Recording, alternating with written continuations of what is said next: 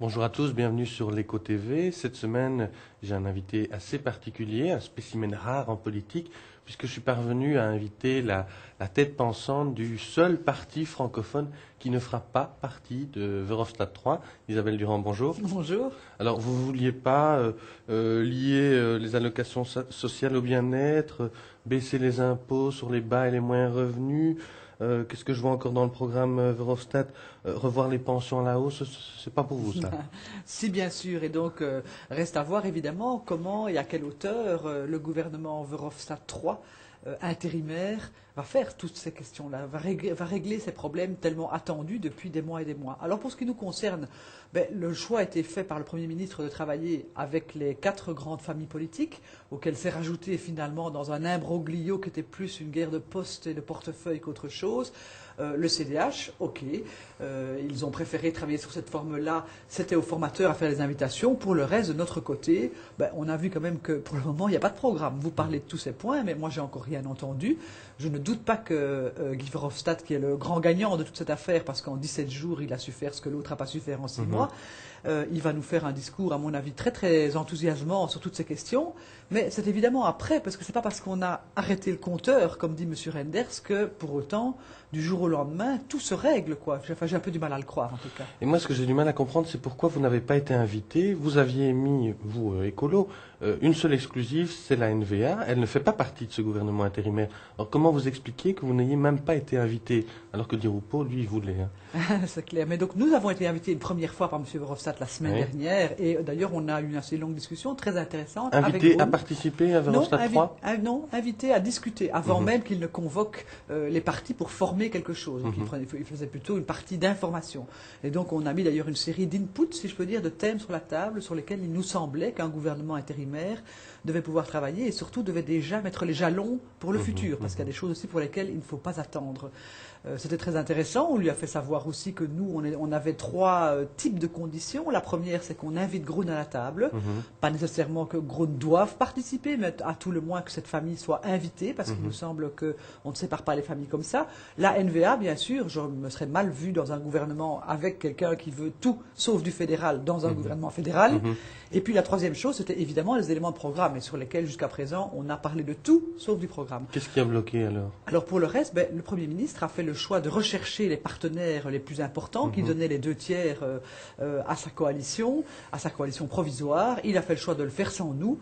Voilà, pour le reste, nous serons évidemment disponibles, tant pour les volets de réforme de l'État, on l'a déjà dit, je crois que c'est important, on est la seule famille écolo et Grun qui travaillons ensemble, qui avons un peu d'expérience de travail commun. On a une série de propositions, dont par exemple une circonscription fédérale unique qui permettrait d'éviter l'écartèlement entre finalement les hommes politiques de Flandre, de Wallonie et de Bruxelles.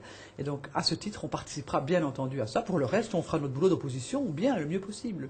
Est-ce que vous n'auriez pas aimé qu'Elio Di Rupo se montre aussi solidaire avec Écolo qu'il l'a été avec le CDH? J'aime bien la solidarité, j'aime pas le scotch. Enfin, je veux dire le papier collant.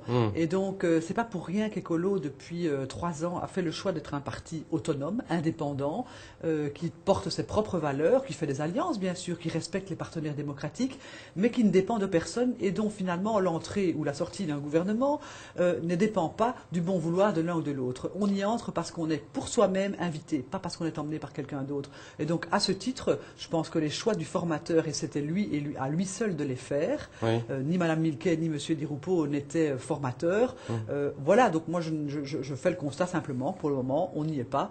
On fera notre boulot le mieux possible dans l'opposition. Je vais poser la question autrement concernant Elio Di Rupo. Est-ce que vous pensez, comme beaucoup dans les rangs libéraux, qu'il y a un cartel objectif entre PS et CDH, voire même un accord préélectoral? Écoutez, j'en sais rien. Tout ce que je sais, c'est que oui, il y a sans doute une grande proximité parce que PS et CDH travaillent ensemble à la région wallonne, à la communauté française.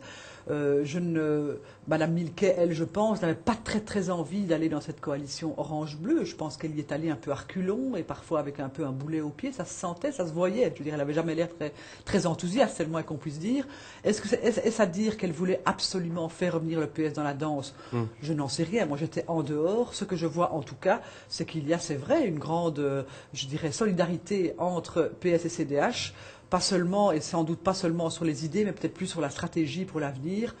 on verra bien. Quelles conséquences cette proximité aura, d'après vous, sur Écolo? Est-ce que ça va évidemment vous rapporter quelque chose ou vous pensez qu'au contraire, ça ne va que contribuer à affaiblir votre parti? Non, écoutez, je pense vraiment que ce qui fait, et je l'ai bien vu, c'est au résultat des dernières élections du mois de juin, ce qui fait gagner un parti, c'est sa force de conviction, ce sont ses idées, ses valeurs, c'est son autonomie, et ce n'est certainement pas d'avoir déjà des stratégies pensées à l'avance. Je ne dis pas qu'on ne pense pas à l'avenir, mais il faut arrêter d'être sans cesse branché sur l'élection suivante et travailler pour ce qui est là, ici et maintenant. Et donc je crois que nous, on continuera notre boulot en étant un parti autonome qui porte ses propositions, ses idées, avec à la fois cohérence, force, sincérité, en travaillant avec Groen, c'est très important. Pour le reste, une échéance à la fois. Alors côté francophone, on a parlé du PS et du CDH. Comment vous voyez comment vous analysez la stratégie du MR de Didier Reynders dans cette crise, dans cette fin de crise? Écoutez, je pense que le MR a dû, c'est vrai, alors qu'il avait fait campagne dans une logique très anti-PS, ou en tout cas dans une logique libérons-nous de cette prédominance socialiste, et par ailleurs dans des relations assez difficiles avec Mme Milquet, ben, il se retrouve aujourd'hui avec les deux. Bon, à lui de voir, et on verra bien comment tout ça va fonctionner. C'est pour ça aussi que je pense qu'aujourd'hui, on est satisfait qu'il y ait un gouvernement, et moi la première, parce que je pense qu'il était temps qu'on sorte de ces querelles de personnes. Au moins, le fait qu'il y ait un gouvernement va mettre un petit peu de calme ou de repos sur une série de querelles, mais je ne doute pas qu'en raison de tout ce qui s'est passé, les choses ne soient pas aussi simples pour l'avenir dans les relations, non seulement entre francophones, MR, PS, CDH, mais aussi dans l'ensemble de ce gouvernement pour les choix qu'il devra faire. Quand je vois par exemple que les partis flamands ont plutôt pris les départements qui sont les départements de type sécurité, justice, défense, et les francophones ont tous pris, si je peux dire, les départements socio-économiques, je pense qu'on va aller là aussi peut-être à des confrontations pas simples. Avant de parler de votre rôle dans l'opposition, encore une petite question. Vous avez été pas mal dragué ces derniers temps, enfin pas vous personnellement, mais Écolo ces derniers mois. Qui était le plus fin séducteur? Avec qui est-ce que vous auriez pu craquer? Le terme de Anne? En politique, heureusement, on ne doit pas craquer, quelle chance, vis-à-vis de ses interlocuteurs. Je pense que le fait d'être... Quel a été le plus fin, néanmoins? Non, je pense que celui qui nous a le plus fait de propositions, je dirais, intéressantes, utiles, bien argumentées, c'est M. Van Rompuy. Je pense que quand on l'a rencontré, il venait avec des choses tout à fait utiles et intéressantes. Ben, il se fait que, pour toutes sortes de raisons, d'abord à l'époque, nous avons mis un certain nombre de conditions, et puis par ailleurs, on a bien vu à quel point lui-même, M. Van Rompuy, a été un peu marginalisé dans son propre parti. Monsieur Le Terme a quand même montré aussi pas mal de bévues ou de gaffes, c'est le moins qu'on puisse dire, et j'espère pour lui qu'il va se remettre un peu en selle, parce que sinon, comme Premier ministre, ça va être difficile, et il a vraiment beaucoup à faire pour reconquérir l'opinion publique francophone, en tout cas.